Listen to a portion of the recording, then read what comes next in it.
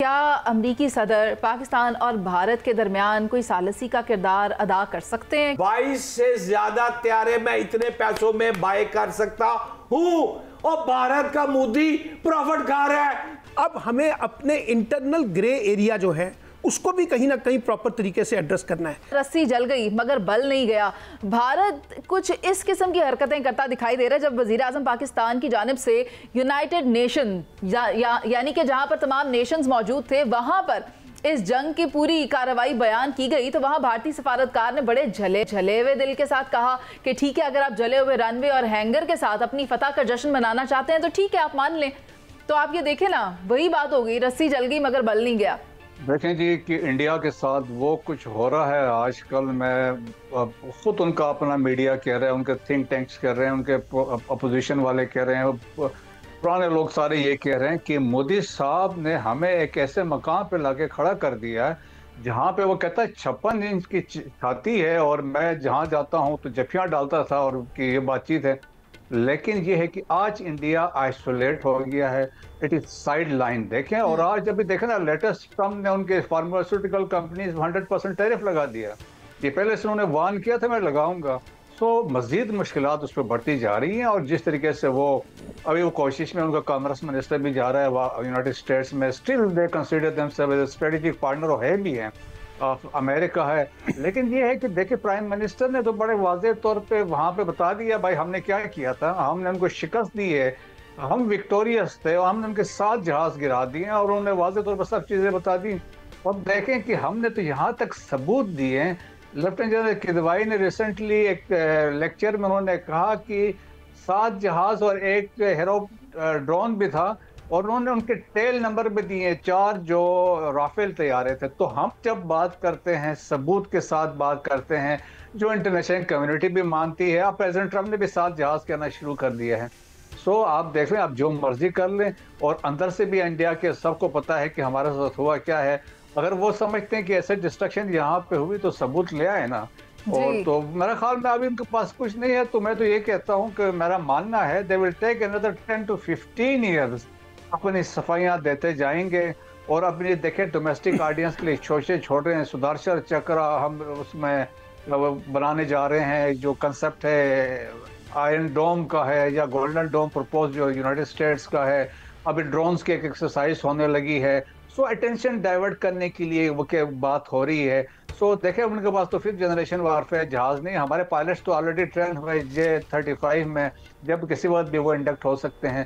سو پاکستان لوگ کہتے ہیں نیکسٹ 10 to 15 ایئرس انڈیا کو چاہیے اپنا آپ کو بلڈ کرے، پھر پاکستان کے سامنے کھڑا ہو۔ لیکن پھر ڈیپینڈ کرتا ہے، it is not the quantity of the weapons, it is the quality and the man inside جو جہاز میں ہے یا مین بیہائنڈ دی گن، وہ میٹر کرتا ہے۔ ایگزیکٹلی۔ اور ہمارے ساتھ عظیم چودھری صاحب بھی ہیں۔ سر، آپ مجھے یہ بتائیں کہ وزیر اعظم صاحب کی اسپیچ کے اندر جہاں کئی امور پر بات کی گئی، وہاں فلسطین کو لے کر بھی واضح پالیسی سامنے آ گئی۔ کہا کہ اس کا کیپٹل یروشلم ہونا چاہیے اور مکمل طور پر اسے اسرائیل کی بیڑیوں سے آزاد ہونا چاہیے، جو کہ ابھی ہم فلسطین کی صورتحال دیکھ رہے ہیں۔ سر، معاملہ یہ ہے کہ یہاں پر 3 قسم کے مختلف نیریٹیوز ہیں۔ ایک تو پاکستان کا، جس کے پیچھے پوری پاکستان کی قوم کھڑی ہے، ایک اسرائیل کا نیریٹیو، اور وہ یہ کہتے ہیں کہ we will continue until we finish our job, اور تیسرا امریکہ کا جو یہ کہتا ہے کہ وہ اسرائیل کو قابض ہونے نہیں دے گا۔ مجھے بتائیں پریویل کیا کرے گا؟ شاہ عبداللہ نے ایک زمانے میں یہ بات کہی تھی کہ اگر فلسطین کی ریاست کو خود مختار ریاست بنا دیا جائے تو ہم اسرائیل کو تسلیم کر لیں گے۔ یہ ہم نے بھی اس وقت کہا تھا۔ آج اگر صورتحال کچھ مختلف ہے تو میں نہیں کہہ سکتا، لیکن میرا خیال ہے یہی صورتحال ہے۔ جو پرائم منسٹر نے تقریر کی یونائٹڈ نیشن میں، اس کو پوری تقریر میں تمام چیزوں کا احاطہ کیا گیا، اور وہ ممالک جو امریکن پریزیڈنٹ سے فلسطین کے حوالے سے یا گلف کے حوالے سے ملے، ان میں پرائم منسٹر ہمارے موجود تھے۔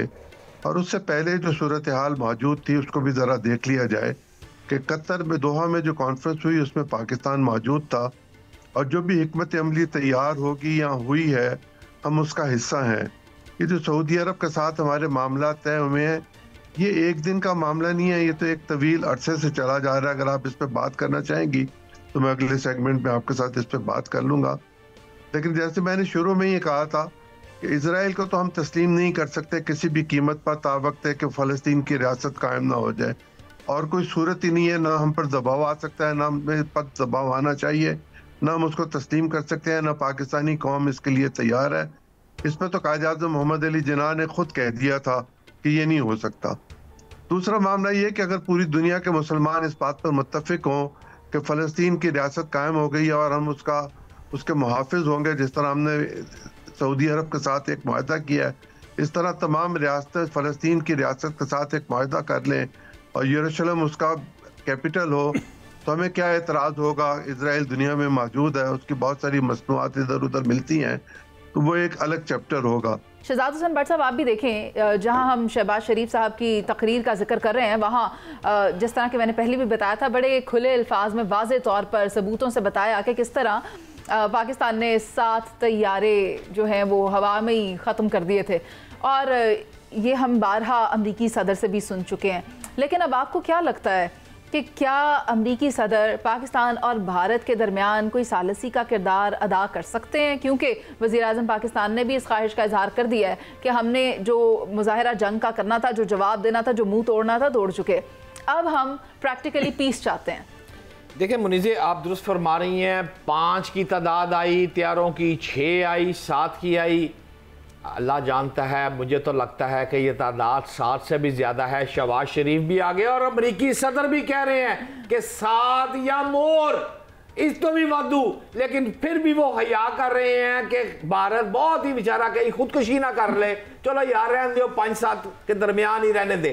اگر بات یہ ہے نا, اگر آپ یہ 5-7 کی بات کریں تو مثال کے طور پر اگر 5 طیارے رافیل کے بھارت کے گر جائے تو آپ غور کریں کہ 67.5 کو ملٹیپلائی اگر آپ 5 سے کریں تو میرے خیال کے مطابق یہ 350 ارب روپیہ 330 ارب روپیہ رافیل کے طیاروں کا مٹی ہو چکا ہے بھارت کا, اور ایڈی وڈی اماؤنٹ ہے کہ میرے خیال کے مطابق اگر کیلکولیشن کروں تو پھر اس سے میں JF تھنڈر جو گرا رہا ہے, جو رافیل سے بیسٹ طیارہ ثابت ہو چکا ہے, اور یار 22 سے زیادہ طیارے میں اتنے پیسوں میں بائی کر سکتا ہوں, اور بھارت کا مودی پروفٹ کھا رہا ہے, کک بیکس لے رہا ہے, اور جنرل بخشی اور پالکی شرما صرف ٹی وی پر آ کر اس کے قصیدے جو بیان کر رہے ہیں نا, یہ چور ہے, یہ بھارت کو تباہ و برباد کر رہے ہیں.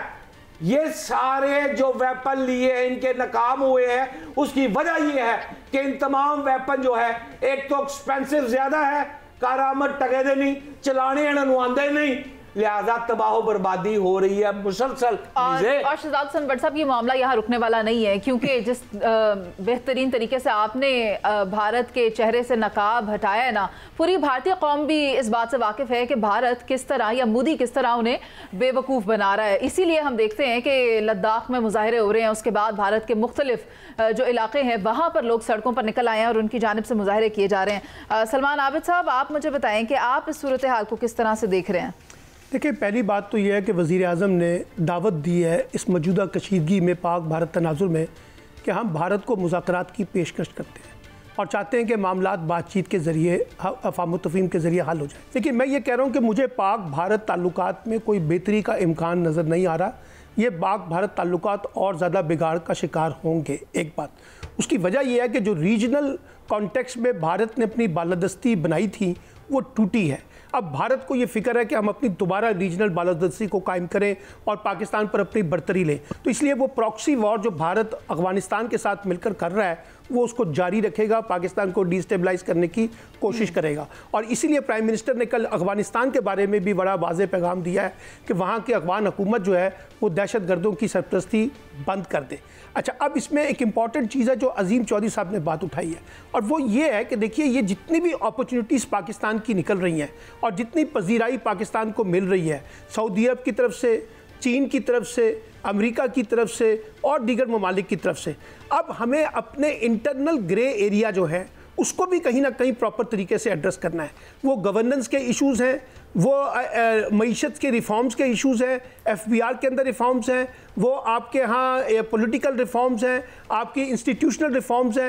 यानी हमें भी तो अपनी इंटरनल स्टेबिलिटी को इंश्योर करने के लिए कुछ एक काम करने पड़ेंगे। और देखिए, हमारा नेशनल सिक्योरिटी पॉलिसी का जो डॉक्यूमेंट है उसमें हमने बड़े वाज़ेह तौर पे लिखा था कि अब हमारा रिलेशनशिप दुनिया के साथ, चाहे वो इंटरनेशनल कॉन्टेक्स्ट में हो, चाहे वो रीजनल कॉन्टेक्स्ट में हो, उसका ताल्लुक इकोनॉमिक स्टेबिलिटी के साथ होगा। तो हमें ये गौर करना पड़ेगा कि हमारा ये जितना पैराडाइम बना है इंटरनेशनल कॉन्टेक्स्ट में, इससे हम कितनी बड़ी अपॉर्चुनिटीज इकोनॉमिकली गेन कर सकते हैं और अपने आप को इकोनॉमिकली स्टेबल करेंगे। क्योंकि अगर हम इकोनॉमिकली स्टेबल होंगे तो हमारी रीजनल और इंटरनेशनल दुनिया में ज्यादा पजीराई होगी। सलमान आबिद साहब दुरुस्त फरमा रहे हैं, मार्का हक के बाद मार्का मईशत दरकार है पाकिस्तान में। लेकिन उससे पहले जो आप भारत की रीजनल बालादस्ती की बात कर रहे थे, बहुत बुरी तरह पिटा है भारत उसमें, और अब इस तरह आइसोलेट हो चुका है कि वहां पर अपने ही अंदर मुजाहिरों से किस तरह निपटना है वो उसको समझ नहीं आ रहा।